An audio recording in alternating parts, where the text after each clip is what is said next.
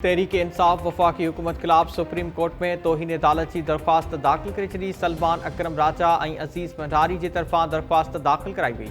Supreme court के 18 अगस्त 2026 के हुक्मनामे के मुबैना भञकड़ी से तोहिन अदालत की कार्रवाई शुरू करण की इस्तदा ज़िम्मेवारन के तोहिन अदालत जा शोकास नोटिस जारी करण और ज़ाती हाज़िरी जो हुक्म ॾियण की इस्तदा। जवाब ॾींदड़नि खे तोहिन अदालत जो ज़िम्मेवार करार ॾेई कानून मूजिब सज़ा ॾियण की भी इस्तदा।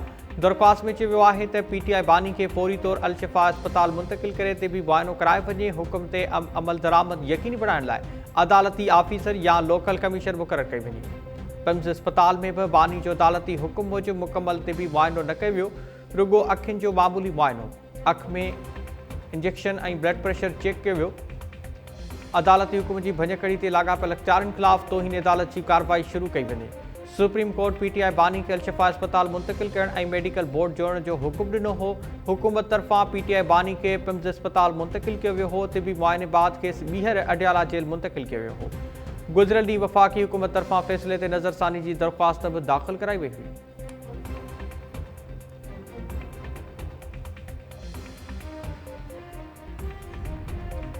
पिम्स अस्पताल इंतजामिया PTI बानी के तिब्बी मुआयने बाद पधराई जारी करे छॾी। पधराई में चयो है तो PTI बानी के 20 ऐं 21 अगस्त की रात तिब्बी मुआयने इलाज लाइ पिम्स अस्पताल आंदो वियो। तिब्बी मुआयने के अमल दौरान अखियुनि के मुआयने लाइ अल-शिफा अस्पताल के 2 माहिरनि भी हिस्सो वरितो। ॿियो तिब्बी मुआयनो पिम्स के लाॻापियल माहिरनि कयो। पिम्स के डॉक्टरनि ते ॿधल मेडिकल बोर्ड तिब्बी फिटनेस रिपोर्ट तैयार करे वरिती है। मरीज़ की राज़दारी और सुप्रीम कोर्ट की हिदायतुनि के नज़र में रखंदे पिम्स तिब्बी रिपोर्ट में शामिल ॻुझी मालूमात जारी न कई वेंदी।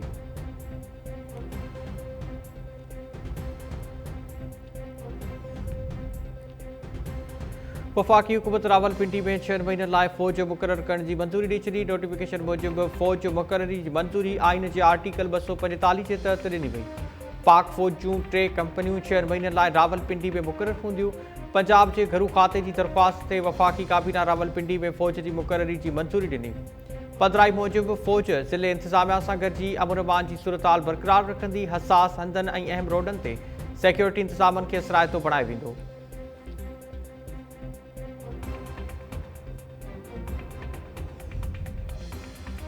सिंध धरती माउ जी आहे, असां विरासत की ॻाल्हि नथा करियूं। निज़ाम की ख़राबी जो ख़ात्मो ज़रूरी है। मुल्क हलाईंदड़नि खे एहसास थी वियो आहे त निज़ाम हाणे अख़्तियारनि के तहत आणणो पवंदो।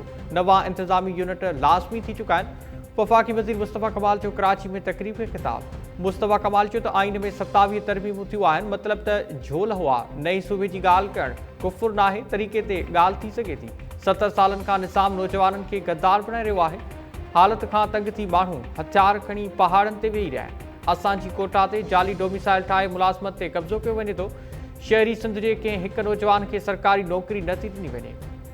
कची आबादियुनि ऐं डिफेंस में माण्हू पैसनि ते पाणी ख़रीद करे पीअनि था। वज़ीरनि ऐं ऑफिसरनि जा टैंकर हली रहिया आहिनि।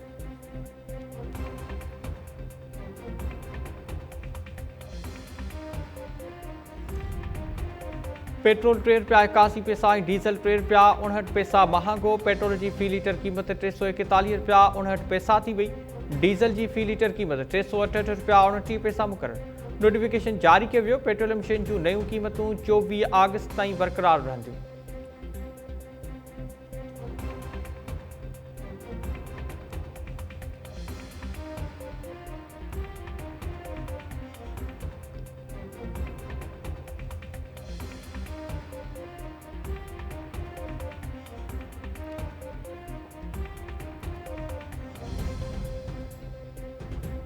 Sindh animal disease surveillance centre की पहिरीं अहम डायग्नोस्टिक कामयाबी, एक पालतू बिल्ली जो पोस्टमार्टम किया वियो।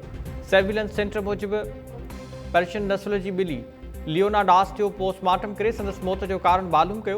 बिल्ली के फिफड़न में पानी और जिगर वधण जो अलामतूं साम्हूं आयूं। मौत जो कारण मैच न कंदड़ खून की मुंतकिली करार। वॾे वज़ीर मुराद अली शाह चयो आहे त हिक पालतू बिल्ली जो साइंसी पोस्टमार्टम सिंध में वेटनरी मेडिसन में वॾो ब्रेक थ्रू है। SADSC बीमारियों की निगरानी, बर वक्त सुञाणप और अलामतुनि की रोशनी में इलाज लाइ अहम किरदार अदा करे पियो। सिंध में वेटनरी लेबॉरेटरी और साइंसी सलाहियतूं आलमी मयार मूजिब वधायूं पयूं वञनि।